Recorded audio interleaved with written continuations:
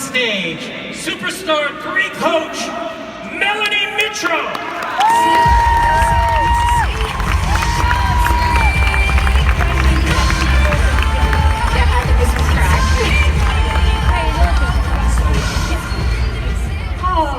Good morning, everybody. So, he did say I love to train, and that is what I love to do. But today I'm gonna stand up here and I'm gonna speak to you from a vulnerable place. It's really hard for me to stand up on stage and not teach you a skill or teach you a principle, because that's what I love to do. But I think that you need to know just a little bit more about me today and who I am as a person, and maybe some of the obstacles that I've been faced with that have shaped me to be the person that I am. And so, you know, we're all faced with decisions in life. Decisions as to whether or not we can become a victim to the circumstance, or we can rise up and overcome an obstacle that is in front of us. And for me, it started with a decision. It started with a decision when I was a junior in college at the University of Pittsburgh. I was getting my undergraduate degree in psychology. It was the spring semester, and I had my internship lined up. I had a summer part-time job that I was going to, and I had just met Matt. We had just started dating, just a few months, and he was gonna go to Baltimore, Maryland for his internship. I mean, honestly, things were great. We had great roommates, we had great friends, we were just enjoying life. And then one day, just in an instant, I started to have some health problems, and I started to get really sick. And every time that I would eat, I would get sick. And it was so bad, and I couldn't figure out what was causing me to have these strong stomach problems that I started to develop anxiety.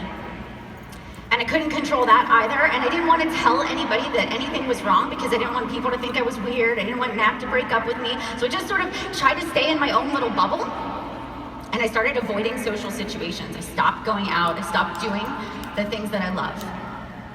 And if you've ever experienced an anxiety attack before, it is the worst thing in the world. And for me, I would be in the middle of watching a movie with friends, and all of a sudden, my entire body would just go hot from head to toe. And my knees would start to shake, and my teeth would start to chatter, and my heart would just start beating out of my chest. And it felt like I couldn't get the pressure to relieve. And all of a sudden, this just tunnel vision would start to come in, and I could not concentrate on any conversations that I was having, and the only thing I could think about was my exit strategy and how fast I could get out of that situation and get home. And even when I got home, it would take me a good 12 hours to overcome and get myself sort of back down to a state of normal. And this was happening to me sometimes multiple times a day, almost every single day, until I sort of hit my breaking point. It was that summer, I was home, Matt was gone, he was in Baltimore, and I can remember waking up in the morning, tears in my eyes, couldn't get out of bed, and I just knew I had thrown myself into a depressive state, and it was starting to really affect me and everything else in my life. And I remember calling my mom that morning and saying, "Mom, I know that I need to get some help. I know that I cannot go on like this. I needed to make a decision that I was gonna make a change, that I was not gonna let this control me." And even though I made that decision in that moment, it didn't get easy. It just wasn't like all of the symptoms went away and I was fine and I was happy. That was just the start of a 12 to 18 month process of getting therapy, of taking yoga classes, of teaching myself to breathe and meditate and focus on my happy place and learn how to control the symptoms of IBS, but also anxiety. And I will tell you, I am not rehabilitated. I am not, I still go through this pretty frequently. I will have sort of a relapse, and I constantly have to work at it. But it started with a decision that day, and a choice, and a few things that I learned along the way that I'm gonna share with you today. So the next thing is this. The minute I made that decision, I needed to have a clear outcome of why I was gonna get up every day and make myself do hard things. And I had to visualize what I wanted my life to be like. What did I want to be 3 to 5 years ago? Who was the Melanie that I wanted to become? Have a job, maybe be engaged or married, buy a house. And I knew that if I stayed in the state that I was in that moment, I wasn't going to be able to get those things. And isn't that our business too? Don't we set goals and determine our why and visualize our outcome and attach our goals and our business to things that have a deep meaning to us and then bring us joy? And I thought about, my first 6 months as a Beachbody coach, and I had no idea what I was doing. But I remember setting a goal to earn $500 for the holidays. And I remember thinking to myself, if I could earn $500 for my Christmas presents for our family, how much of an impact would that make on our family? Number one, we were a young couple with 2 small kids living on a single family income. And while we were making ends meet, there was no extra in our budget. And the holidays, while they were a joyous time, if you know my husband, he saves. And it would cause us a lot of stress, and we would argue about money. And so I thought to myself, if I could earn just $500, then that would relieve stress between Matt and I. We could write that check, to our credit cards and just pay it all off, and then in January, we wouldn't have to worry about scrimping and saving and not being able to enjoy. And I visualized that every single day as I went into my office and I opened my laptop. I thought about my kids, I thought about our relationship, and I kept track on a whiteboard. Every single time I sold a challenge pack or a Shakeology on HD, I would tally it up until I got to 500. And every time I got an objection, every time somebody canceled, every time somebody, canceled their Shakeology, I thought, keep going, know your outcome. You know why you're working so hard to reach this goal. Don't lose sight of it. It has meaning to you, and it'll be worth it when you get there. And you know what? You know your outcome, and some of you are sitting in this audience right now, and you know what you want out of this business, and you can visualize it, but I bet you're hesitating, right? I bet in your mind you're starting to think, what if? Okay, if I take action and I take action now, what if this happens? What if that person says yes? How will I train them? And I remember thinking that to myself, right? I remember hesitating and thinking, well, what if I start going out to social situations? What happens if I have an anxiety attack? And what happens if I can't get out? And I had to learn to stop myself in the moment and take that action. Because the longer you hesitate, the more you're gonna talk yourself out of that thing that you know is gonna make the difference to help you achieve the goal you want to achieve. How many of you have read the book, The 5-Second Rule by Mel Robbins? Anybody? Excellent. Yes. And I wrote this outline before I read that book. And then everything in that book just reaffirmed that we have to learn to just take that leap of faith and trust the process. And that it takes courage to do the things that scare the living crap out of you with no guarantee that you're gonna have success. But keep that outcome close to your heart. And this one, how many of you know what I'm talking about when we talk about shiny objects? Do you have those? We all get distracted. We're on a good roll. Our life is going great. We're building momentum in our business. We're starting to have success, and then bam, somebody comes in and dangles a carrot. You know what I'm talking about. Well, this actually happened to me in my fitness. So I started with Insanity. It was the first workout program that I chose to do. And in the first 30 days, right, I was committed. I mean, when I say I'm gonna do something, I'm gonna do it. I printed out the calendar. I checked off the box every day on that workout program. I was cardioing myself to death. I lost 2 pounds in 30 days. 2. So what happens? Doubt. Okay, insecurity. Oh, and those Beachbody transformations, they're Photoshop. This company is a scam. That doesn't really work. I mean, that's what was going through my mind. I'm like, what the heck? I am working so hard and my body's not changing. And what happened is all of a sudden I start to see around me this pill, this wrap, this quick fix. You don't have to work out. You don't have to eat right. You can lose 30 pounds. And I started to get distracted by all of those shiny objects. My coach, she asked me, Melanie, are you following the nutrition plan? And I was like, oh yeah. I'm drinking Diet Pepsi instead of regular Pepsi, and I've switched from, white bread to wheat bread, and I eat those 100-calorie packs. Like, yeah, I'm doing really good. And she was like, oh, whoa, there's your problem. 80% of your results are gonna come from the food that you eat. And she's like, all right, we gotta teach you how to eat clean. We gotta teach you how to do the nutrition plan and the portion control. And as much of work as that was, I knew that my outcome was not just to lose the weight, but to create a lifestyle change. And so I went all in. The next 30 days, I chose to get focused on the nutrition, and I meal planned, and half the time we didn't even like the food that we were eating, and we would throw it away. But over that next 30 days, I lost 9 pounds, for a total of 11 pounds with Insanity. But more importantly than the weight loss was that I achieved my outcome. I taught myself how to live a healthy lifestyle. I then taught my children and my family and the people that I love how to not give up, how to understand that weight doesn't come off right away, that you have to give it time. I can see when my challengers start to struggle, I can ask that simple question, what is your nutrition like? And because I didn't get distracted by the shiny objects or the quick fixes that were out there, I've become a better teacher and a better coach and a better wife and mom because of that. And you know what? We commit to these goals and we say that we're gonna do them. And the first thing that we have to do is we gotta create a plan. And on the day that I got out of bed and I said, okay, I'm drawing a line in the sand. I'm not going down that path. I'm not gonna be a victim. I began researching. I mean, Google and YouTube, you can find anything you want about anything on there. Anxiety, depression, IBS, what are the signs, what are the symptoms? I learned everything that I could, and I became a student because I knew that the best way to build my confidence was to understand what I was going through so that as situations came up, I could surround myself by people that had already gone through what I had gone through, and I could do it too. And when I became a Beachbody coach, I did the same thing. You know, I signed up to be a coach, and the only thing that I knew was Insanity. That's the only program that I had ever done. So I didn't know what Shakeology was, or what network marketing, or the business opportunity.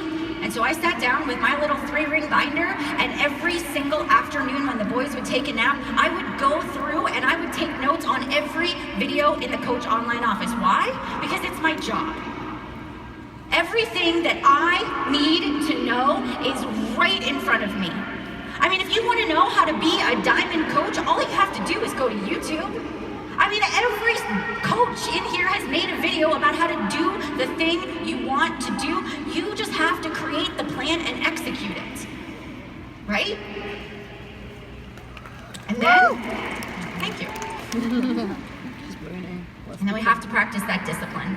I know it's so simple, so simple. We all talk about being disciplined. It's not easy.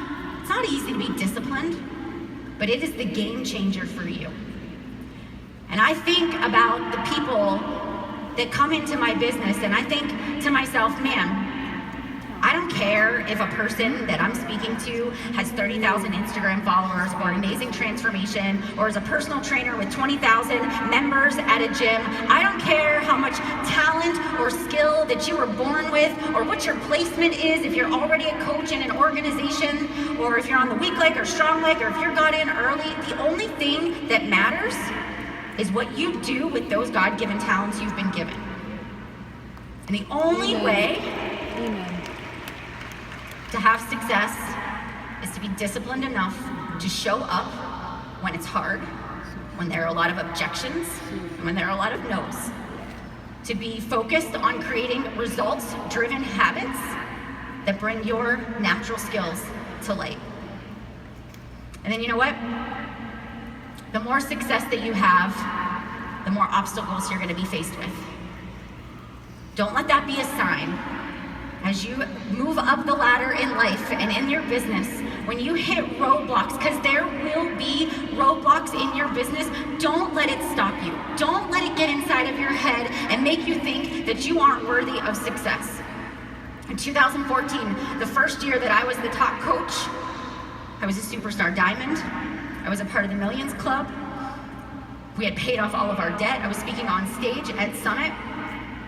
I had the biggest team of elite coaches I had ever had before, and man, I could get a challenge group started, I could support customers, and I could help get a new coach started, right? But now you throw a bunch of amazing leaders that are strong-willed at me, and you tell me I've got to lead a team, and I'm scared to freaking death.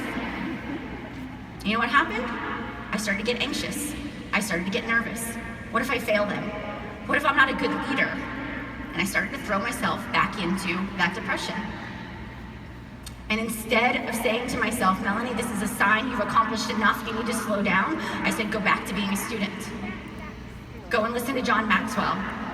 Go listen to Simon Sinek, Why Leaders Eat Last. Become a student, learn everything there is to know about being a leader, and practice and be disciplined every day to learn the skills that you need to become the leader that you want to become.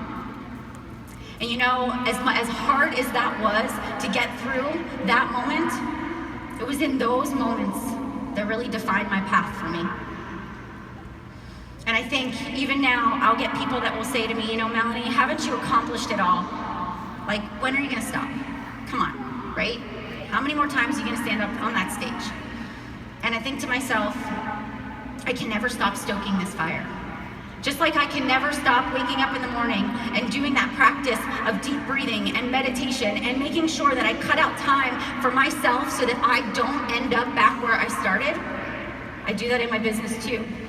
Because I've made a commitment. I've made a commitment to the people that I signed up on my team, and I told them I would train them, and that I'd be there with them every single step of their journey, and that I wouldn't leave their side.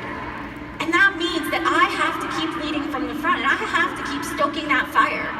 And maybe it looks differently than it did 5 years ago, but for me, I feel like it's my duty to make sure that I stay relevant, I stay coachable, that I stay up on the latest trends on social media, because I know, and I've seen it, and I've watched it happen to others, that when you start to let your foot off the gas, or you start to think that it's just easy coasting, and that things are just gonna happen for you, your fire starts to burn a little less, and it puts off a little less heat.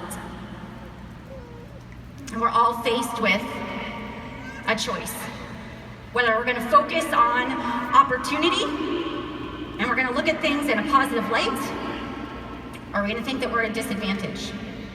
And I was in Italy in June for the Elite 10 trip, and I threw a little Melanie Mitro temper tantrum in my hotel room because I got sick that morning before we went I wanted to go on this boat ride, and I got sick. And I stood in front of Matt with tears in my eyes, and I'm like, I hate this stupid anxiety, I hate that I have to go through this. Why me? Why can't I just be normal like everybody else? Why can't I just go have fun? And he's like, Melanie, it's okay, it's who you are. You just have to embrace who you are and go with it. And it was just kind of in that moment that I realized, all right, I'm not at a disadvantage unless I think I am. It's the same thing in our business. We can look at some of the obstacles and the roadblocks and we can think that they're happening to us, or we can say, this is happening because I know that this is gonna be something that I'm gonna use in my future to help others. And that I make a choice right now to focus on opportunity versus disadvantage. And anytime I get stuck or kind of sucked into that negativity, Tony Robbins taught me this. He taught me I watched one of his YouTube videos, right? I watched one of his YouTube videos where he said, every time you think you have tried it all, every time you say to yourself, I've tried it all and nothing is working, I want you to sit down and I want you to make a list of everything that you've tried. And I find myself doing this very often. Okay, I am stuck at a point in my business or in my life, list it out. And then wouldn't you know, you always figure out that you have not tried everything, that there are way more, different approaches to social media or different approaches to people and the way you can talk to them. And there are definitely more people out there that need our help than we recognize. Sometimes we just get sucked into this Beachbody bubble, and we don't realize that when we lift up our head that there are more people in this world that need what we have to offer. And we have to find those 3 things that we can do right now that can change our attitude to be focused on opportunity. And you know what? We focus on others.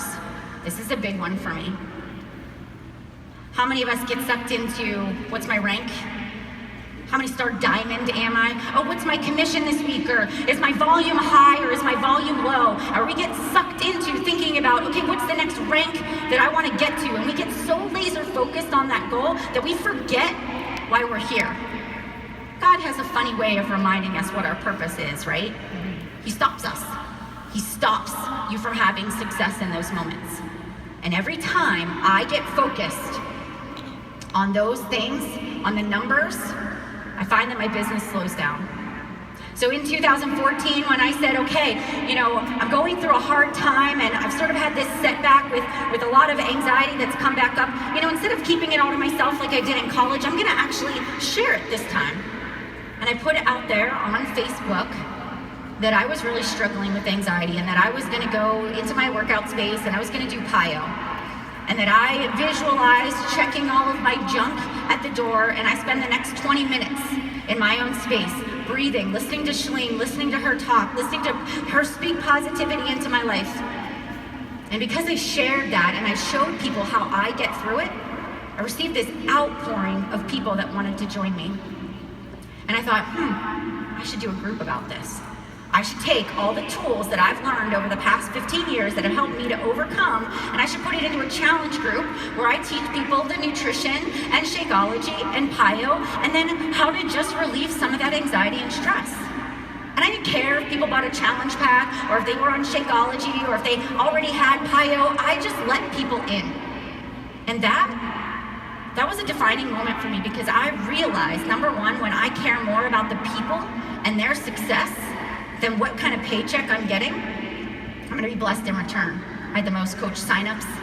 Thank you. I had the most referrals, the best transformation stories, and I developed the best relationships coming out of that. So, in closing, because I'm out of time and they're gonna kick me off the stage. The word that comes to my mind as I leave you here today is this. It's elevate. Elevate yourself.